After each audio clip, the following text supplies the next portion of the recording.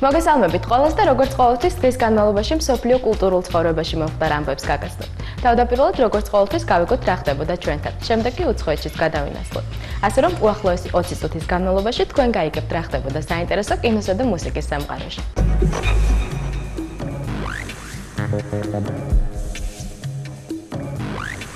კლუბ ნეოში დიზაინერმა ზალიკო ბერგერმა აქსესუარების ახალი კოლექცია გააცნო საზოგადოებას. ჩვენებაში სააგენტო ლეონის და მაქსიმუმის მოდელები მონაწილეობდნენ. ახალი ტექნოლოგიით შესრულებული მძივების, სამაჯურებისა და ჩანთების ჩვენება ავტოფარტით დასრულდა, რომელშიც დიზაინერის მეგობრები, ქართული ესტრადის წარმომადგენლებიც მონაწილეობდნენ. ჯერ დაგეგმილი იყო ის ჩვენება და ისე მოხდა რომ მე გადაიდო და ჯერ იყო გამოფენა ამ აქსესუარების და უკვე მე გავაკეთეთ ესე ჩვენება სპონტანურად.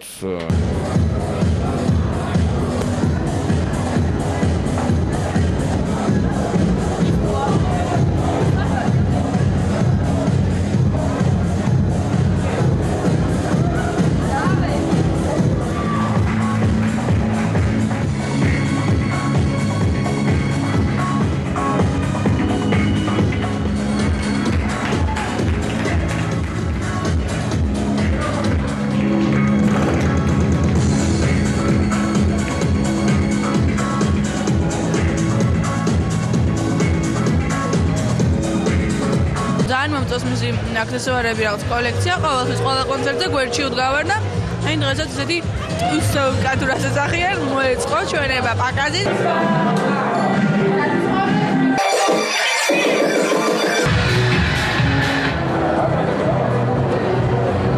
მოვიგონეთ რაღაცა ახალი სტილის სამაჯური მოვიგონეთ, რაღაც განსაკუთრებული ქსოვა მოვიგონეთ და ასე შემდეგ რაღაცა ახალი ელემენტები შევიტანეთ იმას როგორც ადრე არ გქონია და ამითი გამოირჩევა ის რაც დღეს იქნება წარმოდგენილი.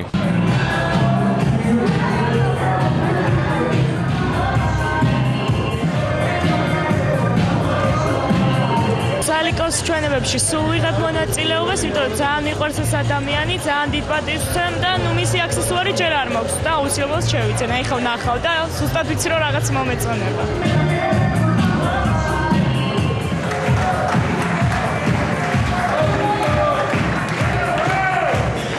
ჩემს სულ ბოლო კლიპში არის ზალიკო ბერგერის ასე რომ ვთქვათ ჩაცმულობა და იქ ის ყველაფერი რაც ზალიკო ბერგერთან კავშირში არის როგორც მოდელი ერთად და ვიცი მე ვფიქრობ რომ ეს ყველაფერი საინტერესო იქნება მომავალშიც და დღეს მით უმეტეს.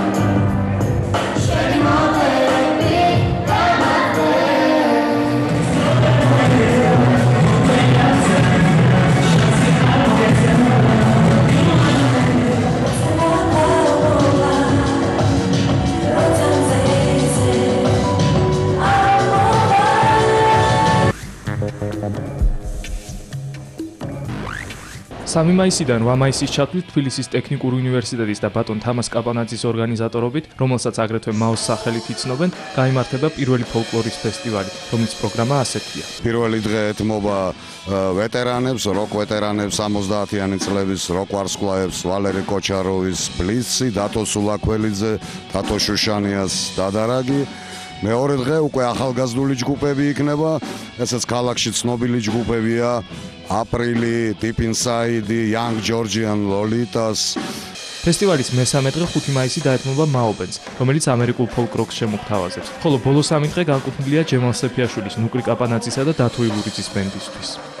ეხლა ძალიან დიდი სპექტრია, აი თვითონ წარმოიდგინეთ ქართული სიმღერა და როკი ერთად, აი რა ეს ექსპერიმენტი რას მოგვიტანს, ნახავთ და რაც თავარია ჯგუფები თვითონ, აი როკ ჯგუფები ძალიან ფართო სპექტრის და ჟანრის ჯგუფებია თავშეყრილი, აი ამერიკულ ფოლკ-როკიდან დაწყებული მძიმე როკამდე.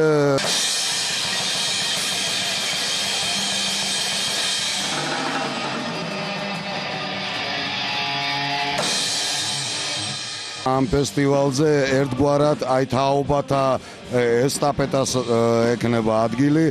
ძალიან საინტერესო მომენტია, რომ მამები და შვილები ერთდროულად მონაწილეობენ ამ ფესტივალში. აი პირველი მაგალითი ეს არის კახი კაპანაძის Deep Inside ჯგუფი და მამის ჯგუფი მაობენდი.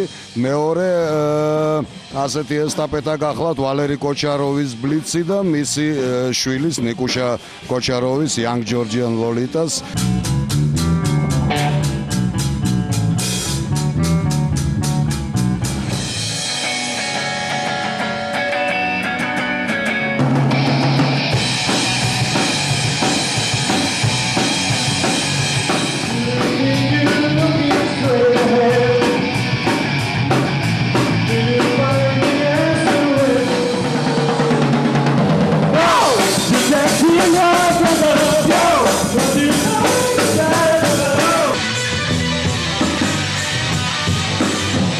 შესანიშნავი მოვლენაა, აღდგა ტრადიცია, რომელიც წარსულ წლებში იყო ტექნიკურ უნივერსიტეტში.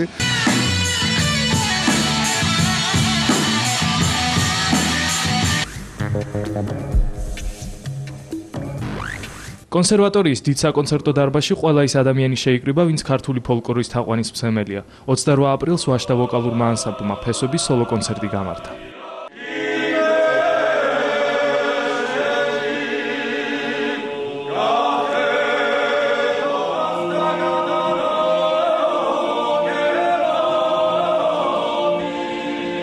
უმეტესი აქცენტი აღებული იყო ეგრეთ წოდებულ საწესჩიულებო სარიტუალო ჟანრის სიმღერებზე და რამოდენიმე საავადმყოფო სიმღერა ვიმღერეთ. არ ვიცი ამას აქციას უწოდებთ, თუ რაც უწოდებთ, ყოველ შემთხვევაში ჩვენი პირდაპირ მოვალეობა რომ ეს საქმე ვაკეთოთ.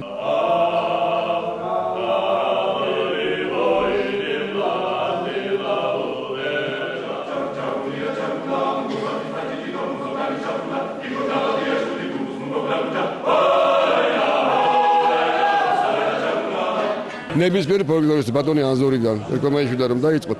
ნებისმიერი გეტყვით იმას რომ დღეს დღევანდელ დღეს როგორც არადროს ისე უნდა მიხედვა იმ საქმეს რომ ჩვენ როგორც ერმა, როგორც თვითყოფადმა ერმა თავისი წარსული და თავისი ისტორიით ეს ყველაფერი შევინარჩუნოთ.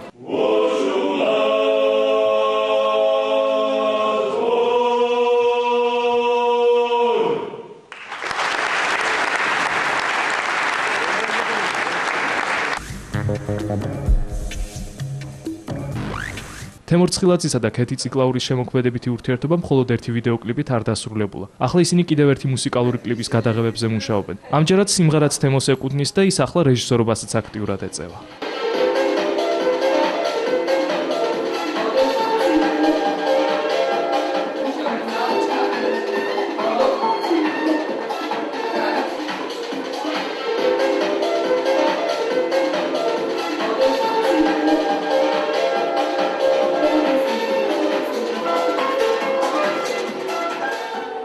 შემოქმედებითი ტანდემი შეგვექმნა, მე მგონი. თემურ ცხილაძე მიკეთებს მეორე კლიპს, მისივე სიმღერაზე.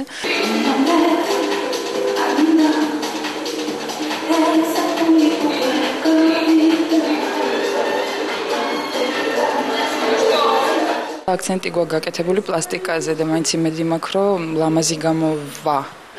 და შეიძლება ამითი უფრო, იცით, გამოირჩეოდეს აი პლასტიკით თქვათან ცეკვით. ჩემი აზრით დღესდღეობით ქეთი განეკუთვნება იმ ძალიან იშვიათ მომღერლებს, რომლებიც განსხვავდებიან ყველასგან და აქვს თავისი სახე, რაც უკვე დასაფასებელია. არის უზომოდ ნიჭიერი, როგორც მომღერლი, როგორც მოცეკვავე.